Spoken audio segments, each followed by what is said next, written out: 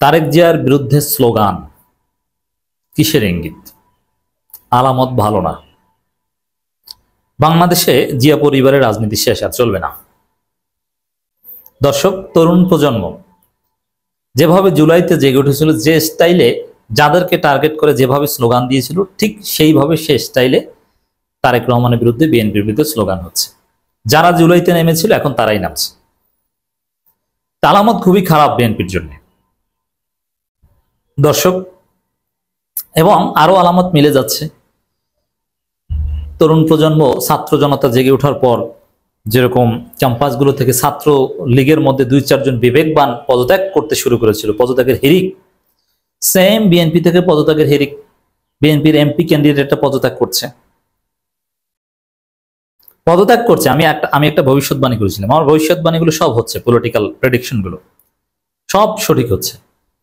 তারেক রহমানকে ধরতে হবে সবার আগে, আমি বলেছিলাম। আজকে এই যে স্লোগান হচ্ছে তারেক রহমানের বিরুদ্ধে, কি স্লোগান দেখেন, এটা তাৎপর্যপূর্ণ। টিনের চালে কাউয়া, তারেক জিয়া সাউয়া, এই স্লোগান হচ্ছে বাংলাদেশে। বুয়েট, চুয়েট, রুয়েট, বিভিন্ন বিশ্ববিদ্যালয়, ঢাকা বিশ্ববিদ্যালয়ে স্লোগান হচ্ছে, আমার ভাই মরলে কোনো তারেক রহমান জবাব দেয়। এছাড়া ছাত্র দলের ড্যাশ মার। এই যে কথাগুলো যখন একদম অশালীন স্লোগান রাজপথে নেমে আসে, যাদের বিরুদ্ধে, বুঝতে হবে যে ওদের হায়াত শেষ, মেয়াদ শেষ। এখন তারেক রহমানের বিরুদ্ধে যে অশালীন স্লোগান, এই অশালীন স্লোগান এটি হচ্ছে বিপ্লবের অন্যতম একটা পাওয়ার।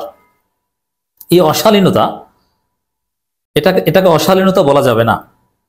পিনাকি ভট্টাচার্যের গালি আর তরুণ প্রজন্মের এই গালি বা স্লোগান, যাই বলেন কেন, এটা মহান, এটা জায়েজ। এইগুলোই জালেমদের বুকে বুলেটের মতো আঘাত করে। এইগুলোই জনগণকে ঐক্যবদ্ধ করে, জনগণকে অপরাধীকে ঘৃণার পাত্রে পরিণত করে, অপরাধীর, সন্ত্রাসের গডফাদারকে জনমনে স্থায়ীভাবে ঘৃণায় স্থান দেয়। অতএব এই গালিগুলোকে মহানভাবে ইতিহাসে অ্যাপ্রিসিয়েট করতে হবে এবং গালি দিতে হবে, জায়েজ গালি দিতে হবে। এগুলো সব জায়েজ গালি যা দিচ্ছে, আমি বলছি জায়েজ গালি। এবং যারা ভদ্রতা শিখাবে এখন, যারা না এগুলো বলা ঠিক না, রাজনৈতিক প্রতিবাদ করবেন কিন্তু ভদ্র ভাষায়, এগুলো কেন বলতে হয়, এটা তো অন্য ভাষায় বলা যায়, তারা হচ্ছে আসল চোর, এরা হচ্ছে সুশীল অথবা ধৈঞ্চা, এদের মাধ্যমে কোনো কিছু হবে না।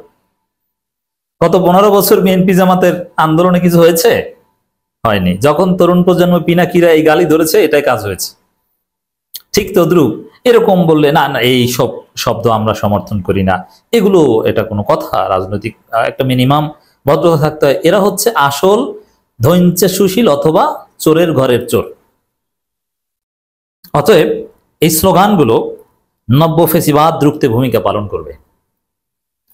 এই স্লোগানগুলো হাসিনার বিরুদ্ধে এভাবে ইউজড হতো, আওয়ামী লীগের বিরুদ্ধে দেওয়া হতো আওয়ামী লীগের পতনের আগ মুহূর্তে, এবং এরপরই লজ্জায় দলে দলে আওয়ামী লীগ, ছাত্রলীগের অনেকে পদত্যাগ করেছে, এখন বিএনপি থেকে পদত্যাগ করা শুরু হয়েছে। তো দর্শক, এটা অনিবার্য যে আওয়ামী লীগের রাজনীতি বাংলাদেশে শেষ হয়েছে।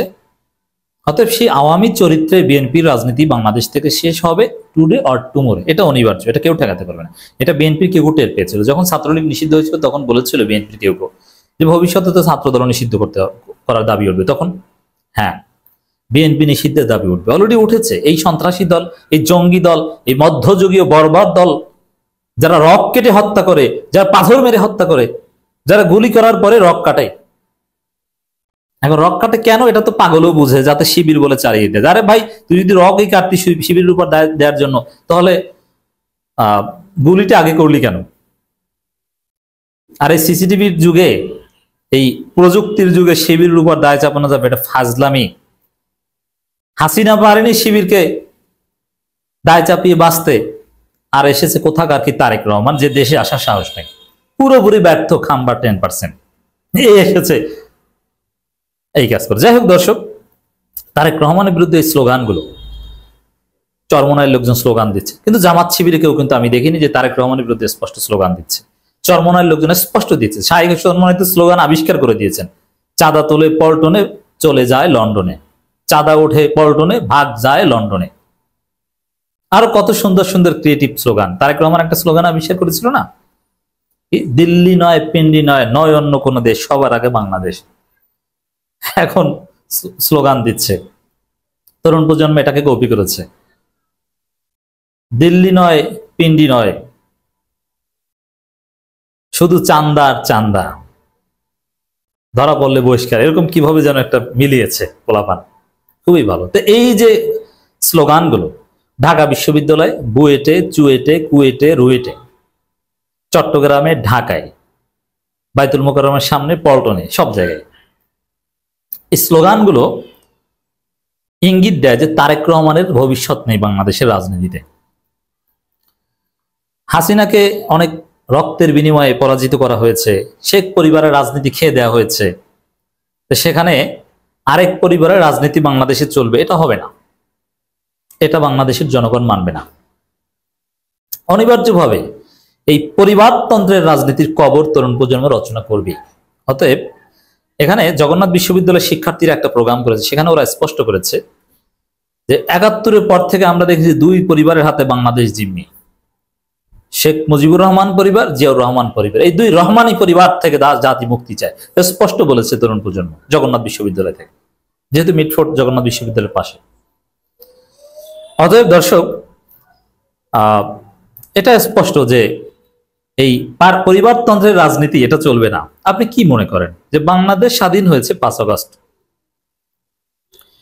তো সেখানে কোথাকার কি নেতা লন্ডনে বসে হুকুম দিবে আর দেশ চালাবে আর তাকে ঘিরে রাজনীতি করবে, এই জন্য 5 আগস্ট দেশ স্বাধীন হয়েছে? আরে ভাই, বাংলাদেশে যারা আছে তারা এই রাজনীতিতে ভাত পায় না, আর কোথাকার কি লন্ডনে বসে ভাত খাইতে আসে? এত সহজ রাজনীতি। তা 5 আগস্টের পর, ভারতের বিজয়ের পর অনেকে বলছে না, না তারেক রহমানকে এভাবে খাইয়ে দিয়েন না ভাই। এই তারেক রহমানের বিরুদ্ধে স্লোগান, আই এগেইন ক্লেম যে এই যে তারেককে ধরতে হবে, এটা সর্বপ্রথম আমার থিওরি ছিল এই পুরান ঢাকার ঘটনাকে কেন্দ্র করে। আমি অনেককে বলেছি, তারাই অনেকে রাজপথে স্লোগান দিয়েছে, এখন এটা ট্রেন্ডিং এ আছে। তো দর্শক, আমার ভিডিও যারা জানেন, এটা খেয়াল করে, যারা নিয়মিত দেখেন খেয়াল করেছেন, অনেকে বলছিলেন না তারেক রহমানের রাজনীতি তোমরা খাইয়ে দিও না ভাই। কেন? যে তাহলে আবার আওয়ামী লীগ ভারত তারা আসবে। আরে তারেক রহমানই তো আওয়ামী লীগ ভারতকে আনতে চায়। রুমিন ফারহানা, ফজু পাগলাকে তারেক রহমান নিজে মাঠে নামিয়ে দিয়েছে যাতে আওয়ামী লীগের ভোট পায়, আর ভারতের কোলে তো আগেই উঠেছে। অতএব তারেক রহমানকে দরকার ভারতকে মোকাবেলা করার জন্য, এটা কোনো কথা না। ভারতকে মোকাবেলা করার জন্য আমাদের দরকার হাসনাত আব্দুল্লাহকে। ভারতকে মোকাবেলা করার জন্য হাসনাত আছে, হাসনাত তারেকের চাইতে অনেক উপরের নেতা। নাহিদ ইসলাম আছে, সাজিজ আছে, যার মান, শান, ব্যক্তিত্ব, ক্ষমতা, পাওয়ার তারেক রহমানের চাইতে বেশি। অতএব ভারত ঠেকাতে তারেক রহমান দরকার, এসব বংশাং বুঝ আমাদের দিবেন না। আমাদের সাদিক কায়েমরাই যথেষ্ট, হাসনাতরাই যথেষ্ট।